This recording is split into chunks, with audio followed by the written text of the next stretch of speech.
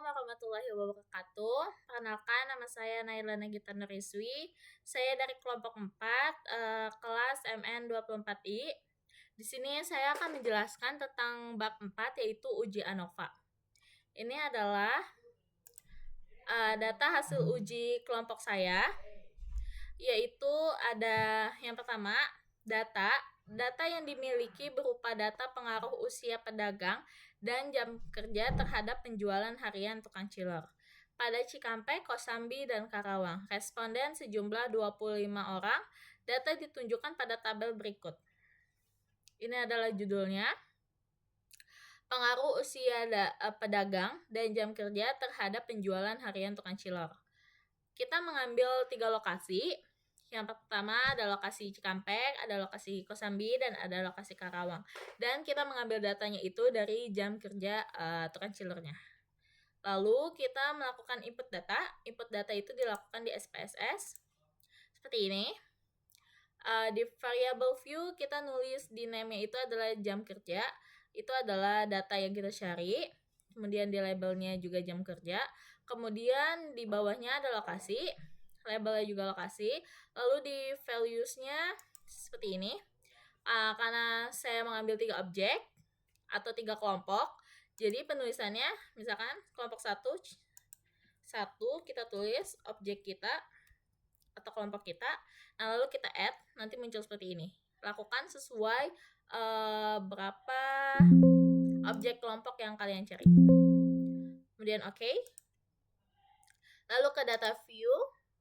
Nah, kita data yang di sini yang sudah kita cari, lalu kita pindahkan. Lalu kita pindahkan di data view sesuai kolom, sesuai kelompok. Ini yang satu, ini yang kedua, dan ini yang ketiga. Kemudian kita analyze, compare means, terus one way ANOVA. Jam kerja kita masukkan di dependent list, kemudian lokasi di factor, kemudian kita option, lalu checklistnya descriptive, continue, terus kita post hold. Yang kita checklist adalah SLD, terus Bonferroni, dan Turkey. Terus continue, lalu oke. Nah, ini sudah muncul. Ini adalah hasil SPSS kita. Kalau sudah muncul semua, lalu kita akan input di sini. Nah, ini dia. Ini adalah hasil output SPSS. Yang pertama ada uji normalitas, ini datanya. Yang kedua uji homogenitas, ini datanya. Yang ketiga uji F, ada output 1 deskriptif, ini datanya. Output 2 uji F, ada ANOVA. Lalu yang ketiga uji lanjut perbandingan antar lokasi. Nah, ini hasil dan kesimpulan. Yang pertama, hasil dan kesimpulan uji normalitas. Hasil uji normalitas menggunakan Shapiro-Wilk. Nah, ini kita pakai 3 lokasi kan? Cikampek, Kosambi, dan Karawang. Cikampek SIG-nya 0,049, Kosambi SIG-nya 0,410, Karawang SIG-nya 0,808. Kesimpulan, berdasarkan output dari Shapiro-Wilk, maka dapat dinilai SIG lokasi Cikampek sebesar 0,049 nilai SIG. Lokasi Kosambi sebesar 0,410 dan nilai SIG Karawang 0,808. Karena nilai SIG ketiga lokasi lebih dari 0,05, maka dapat disimpulkan bahwa ketiga data berdistribusi normal. Sehingga syarat untuk uji F atau ANOVA telah terpenuhi. Selanjutnya dilakukan langkah-langkah uji F. Nah, di sini ada jika tidak memenuhi uji F, maka menggunakan uji Kruskal-Walsh. Karena data kelompok saya normal, jadi saya tidak menggunakan data uji Kruskal-Walsh. Kemudian ada hasil dan kesimpulan dari uji F. Analisis deskriptif. Retara dari Cikampek adalah 9,90, lalu Kosambi 10,79, Karawang 10,57. Kesimpulannya, berdasarkan hasil SPSS, maka didapat retara sampel tingkat penjualan di Cikampek sebesar 9,90 jam kerja.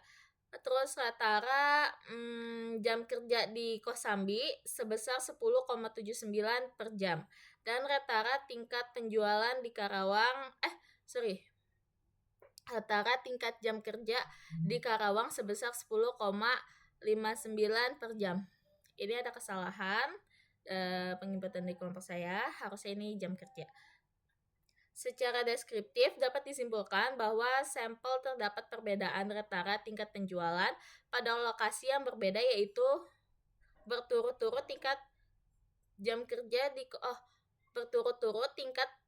kerja di Kosambi lebih besar, lalu disusul jam kerja di Karawang, dan yang paling rendah jam kerjanya itu adalah di Cikampek. Untuk membuktikan apakah perbedaan tersebut signifikan atau tidak, maka dapat dilihat pada output kedua sebagai berikut. Ini adalah uji homogenitas. Di sini berdasarkan Ratara, Levens statistik yaitu 1,017, signya 0,378. Di sini berdasarkan median, di sininya 0,550 dan signya 0,585.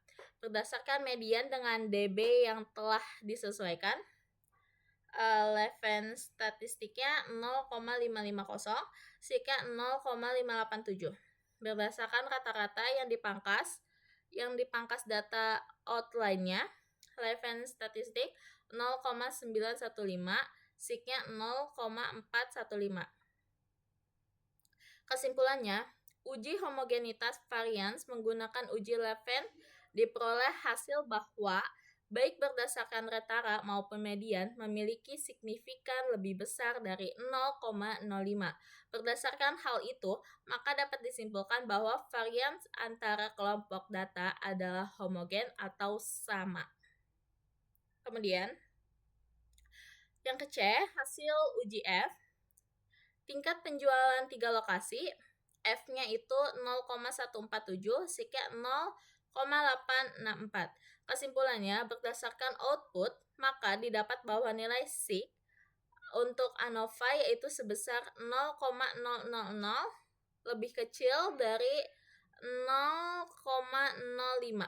Berdasarkan hal tersebut, maka dapat disimpulkan HO ditolak dan HA diterima. Artinya ada sepasang Ratara tingkat penjualan yang berbeda. Untuk mengetahui pasangan mana yang berbeda, maka diperlukan uji post hoc.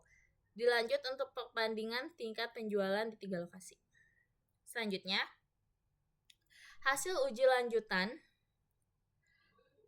Mengingat hasil uji homogenitas bahwa data pada ketiga lokasi itu memiliki varians yang seragam atau homogen, maka post hoc, uji perbandingan antar kelompok menggunakan perbandingan pada uji post hoc kelompok equal variance assumed not lain, antara lain LSD, lalu uji 2K, HSD, lalu ada uji Duncan atau uji Bonferroni. Ini hasilnya.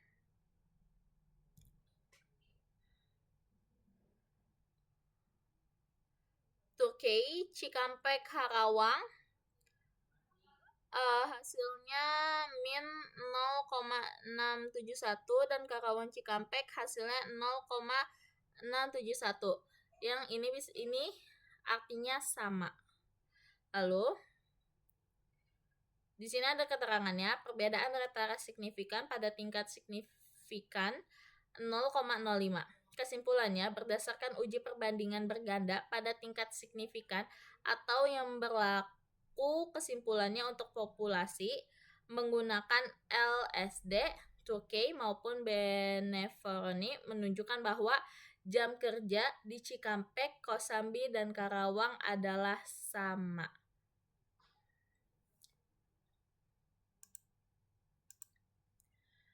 Sekian penjelasan tentang uji ANOVA dari saya. Mohon maaf atas kesalahannya dan atas ketidaklengkapan Penjelasan dari saya mohon dimaafkan. Terima kasih. Wassalamualaikum warahmatullahi wabarakatuh.